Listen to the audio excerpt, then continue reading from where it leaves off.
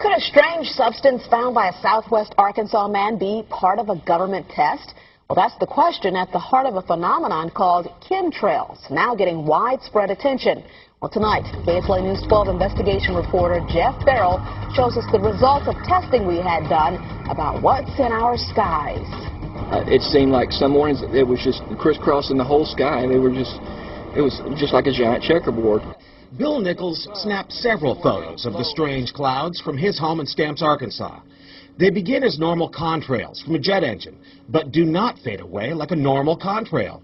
Soon after, he saw particles in the air. You know, because we'd see it drop to the ground in a haze. Nichols then noticed the material collecting on the ground. This is water and stuff that I collected in bowls. I had it set out in my backyard on my dad's pickup truck. KSLA News 12 had the sample tested at a lab. The results?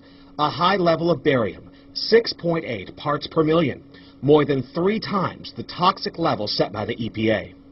Armed with these lab results about the high levels of barium found in our sample, we decided to contact the Louisiana Department of Environmental Quality. They told us that yes, these levels are very unusual, but at the same time they added the caveat that proving the source is a whole nother matter. Barium is a hallmark of other chemtrail testing, which even attracted attention from a Los Angeles TV station. There's already no shortage of unclassified weather modification programs by the government.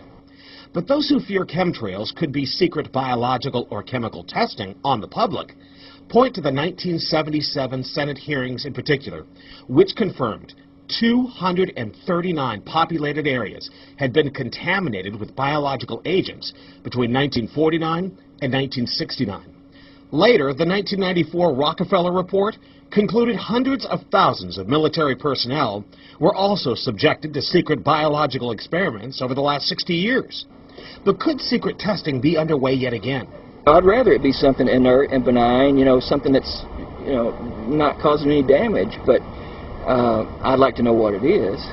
KSLA News 12 discovered chemtrails are even mentioned by name in the initial draft of House Bill 2977 back in 2001 under the Space Preservation Act. But the military denies any such program exists. Jeff Farrell, KSLA News 12 reporting. And, it turns out until 9 years ago, the government had the right under U.S. law to conduct secret testing on the American public under specific conditions. Only a public outcry repealed part of that law, with some exceptions. Now, Jeff's report mentioned high levels of barium linked to those alleged chemtrails. We wanted to find out exactly what effects barium has on the body. We spoke with Mark Ryan, the director of the Poison Control Center. Ryan tells KSLA News 12 that short-term exposure can lead to anything from stomach to chest pains. Long-term exposure causes blood pressure problems. Ryan addressed concerns by chemtrail researchers that barium could be meant to wear down a person's immune system. Anything that causes ill effects in the body long-term chronically is going to affect your ability because it's constantly working on the body.